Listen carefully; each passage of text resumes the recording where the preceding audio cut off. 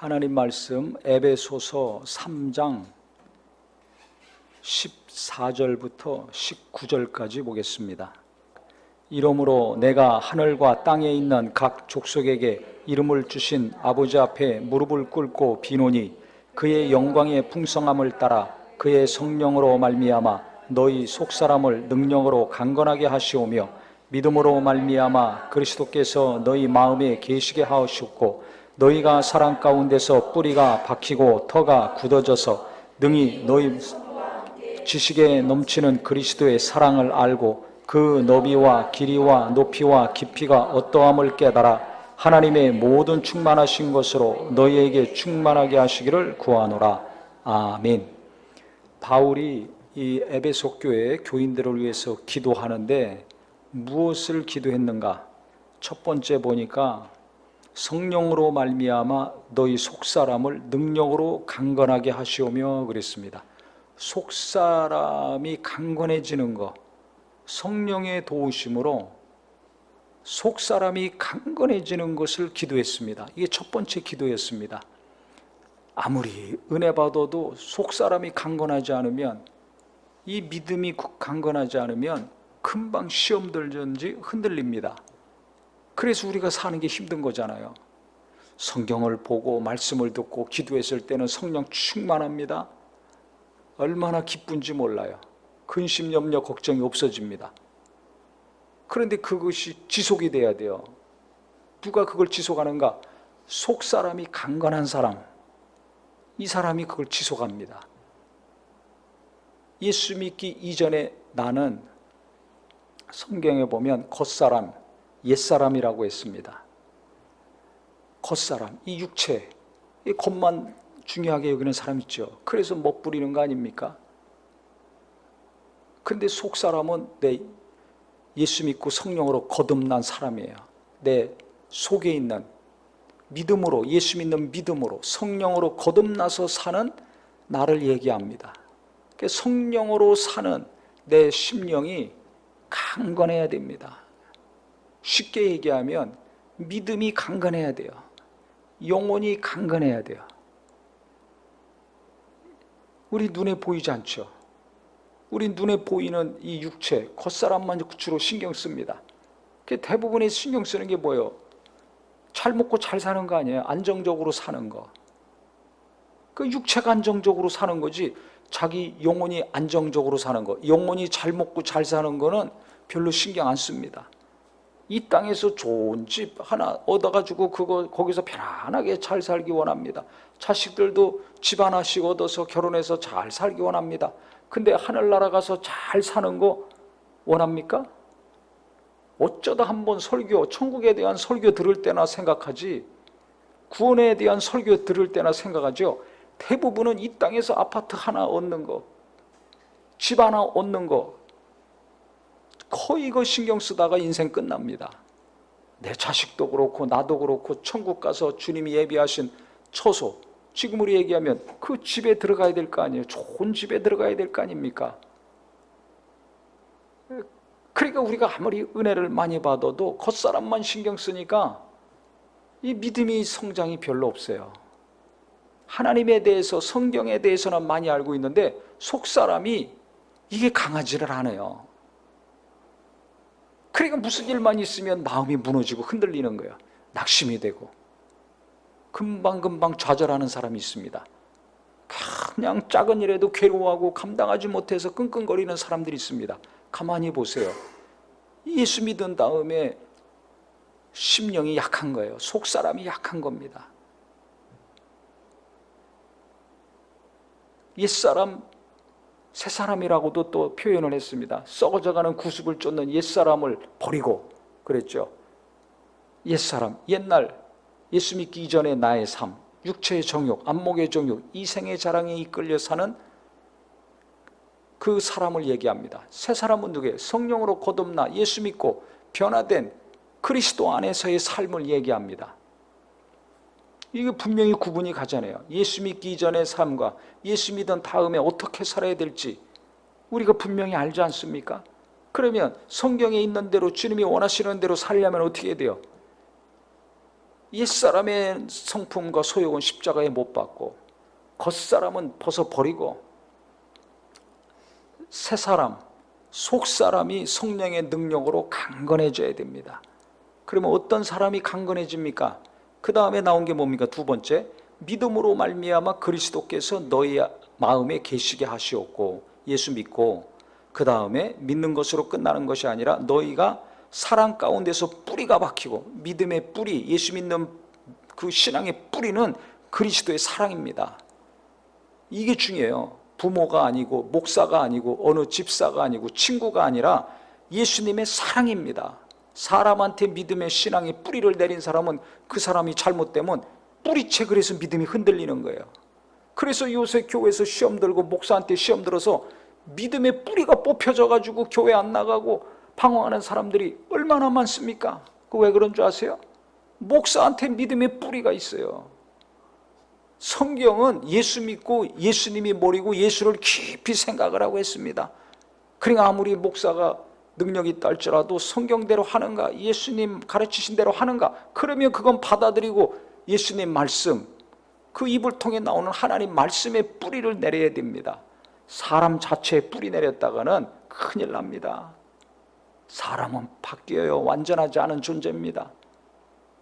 어떤 사람은 돈 버는 거 그게 복이라고 생각해서 거기에 뿌리를 내려요. 그 예수 믿었더니 돈을 잘 벌어. 그러면 돈 못 벌 때도 있잖아요.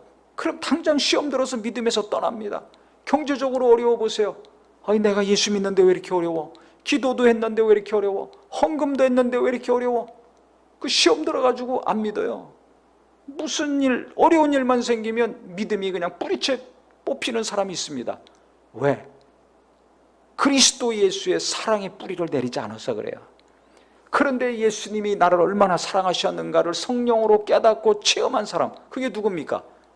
지난번에도 말씀드렸지만 내가 죄인이라는 사실, 얼마나 더러운 죄인인가, 얼마나 악한 자인가, 구원받을 수 없는, 지옥불에 들어갈 수밖에 없는 죄인, 죄인이라는 것을 깊이 성령으로 깨달은 사람이 예수님의 은혜와 사랑을 알거든요. 그러니까 그 사랑에 뿌리를 내린 사람은 무슨 일이 있더라도 예수 믿는 믿음이 요동하지 않습니다. 이게 중요한 거예요.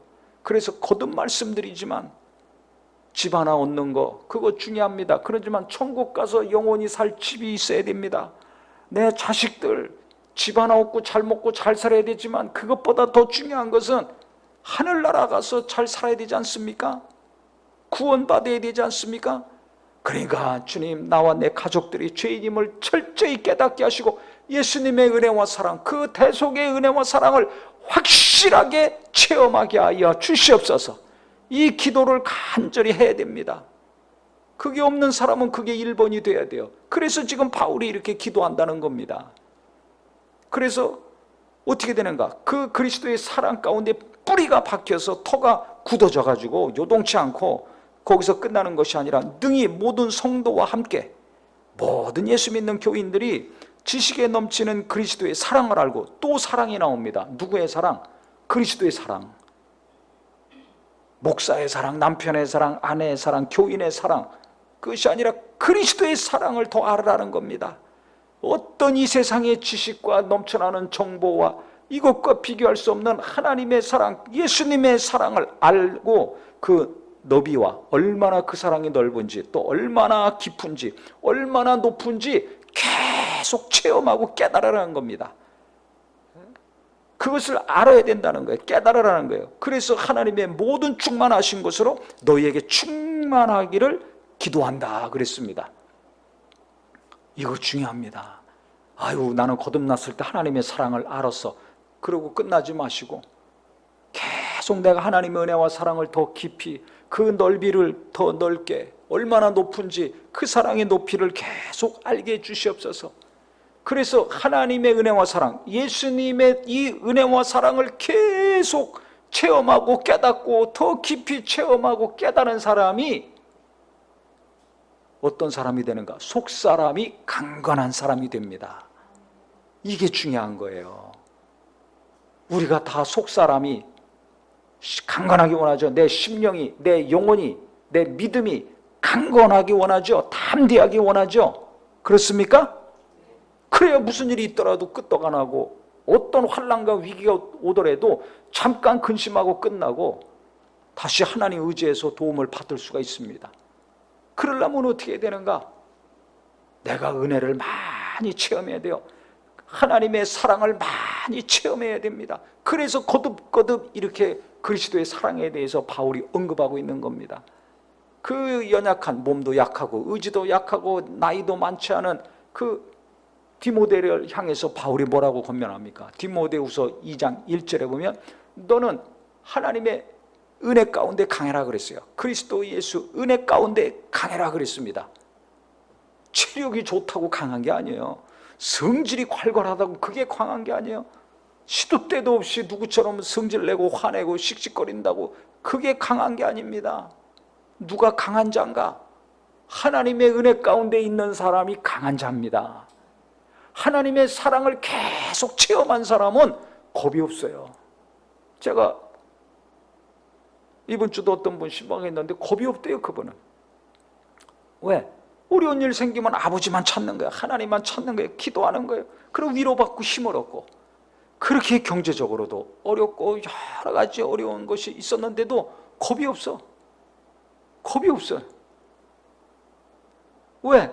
하나님이 아버지 되시고 내가 기도하면 들어주시고 기도하고 하나님께 나갈 때마다 전심으로 주님을 의지할 때마다 거기서 하나님의 은혜와 사랑을 체험했거든요. 그러니까 겁이 없어지는 거예요. 왜 겁이 없습니까? 속사람이 강해졌기 때문에. 할렐루야, 할렐루야. 사회적인 주의? 무슨 사회적인 주의가 있어요? 재물? 무슨 재물이 있어요? 당장 먹을 것도 없는데 집에 가니까 쌀이 없어, 반찬도 없어. 이 정도인데 무슨 돈이, 그래도 대부분의 많은 사람은 그 정도보다 훨씬 낫습니다. 그런데도 죽는 소리예요. 없다고. 그런데도 그냥 앞날이 깜깜하고 하늘문이 닫힌 것처럼 그냥 두려움에 떨고 낙심하고 좌절하고 살죠. 정신 차리세요. 정신 차리라고요. 속사람이 강건하지를 않아요. 예수 믿는다고 그랬는데 그 믿음이 강건하지를 않아요. 성령으로 거듭났는데 영혼이 강건해야 됩니다.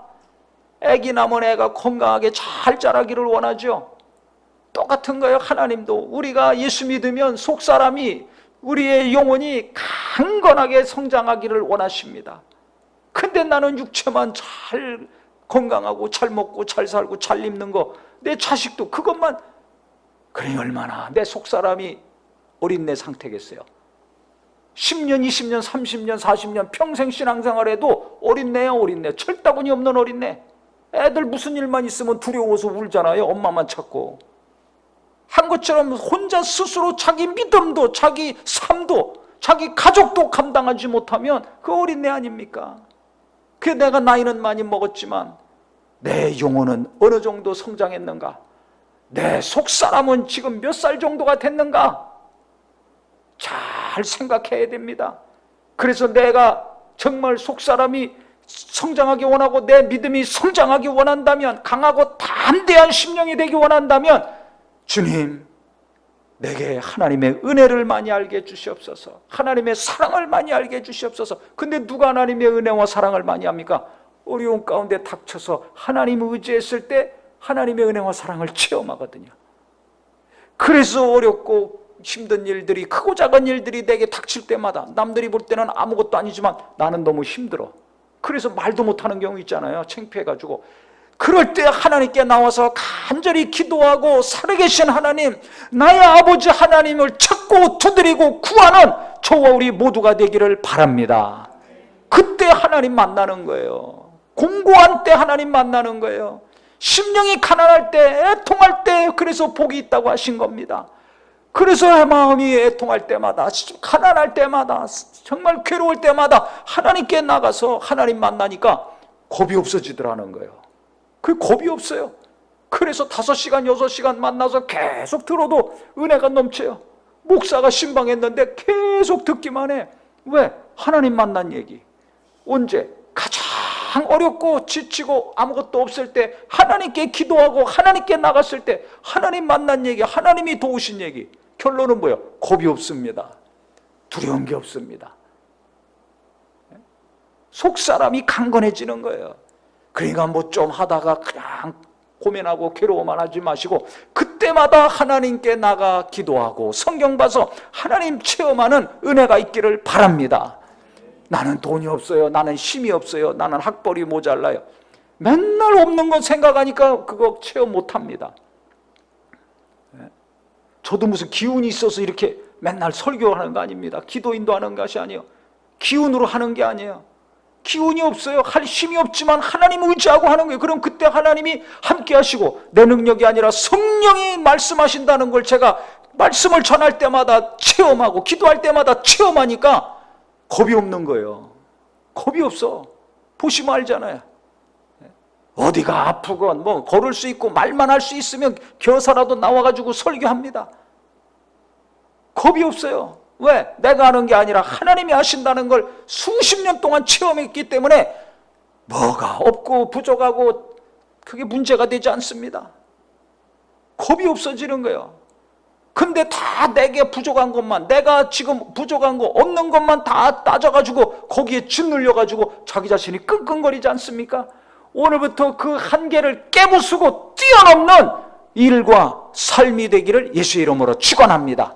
그러니까 어려울 때 하나님 체험해야 됩니다. 내 한계에 부닥쳤을 때 주저앉지 마시고 그때 하나님께 나가 하나님이 함께 하시고 도우시고 나를 사랑하신다는 것, 하나님이 내 편이시라는 것을 체험하기를 예수 이름으로 축원합니다. 그때 하나님의 사랑을 체험하는 만큼 내가 강해지는 거예요. 또 어떤 위기가 왔을 때 하나님을 의지해서 하나님이 나를 도우시고 나를 사랑하셔서 나를 구원해 주시는 체험을 했을 때 내가 또 강해지는 겁니다. 그래서 크고 작은 고난이 올 때마다 우리는 하나님을 더 깊이 체험하고 그분의 사랑을 얼마나 높은지 넓은지를 갈수록 체험해서 시간이 가면 갈수록 살기는 어렵지만 내 속사람은 강건해지고 내 믿음은 견고해지고 내 한계를 계속 뛰어넘을 수 있는 능력 있는 성도가 되기를 예수 이름으로 축원합니다. 기도하겠습니다.